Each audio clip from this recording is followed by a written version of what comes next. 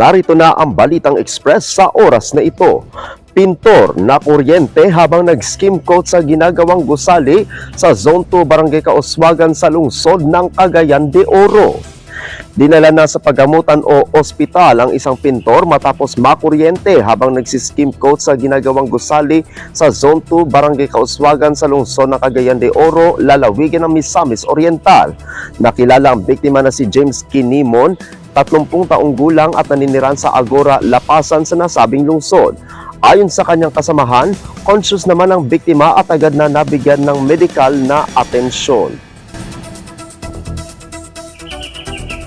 Abangan ang iba pang mga balita mamayang alas 9:30 ng gabi sa Philippine Headlines.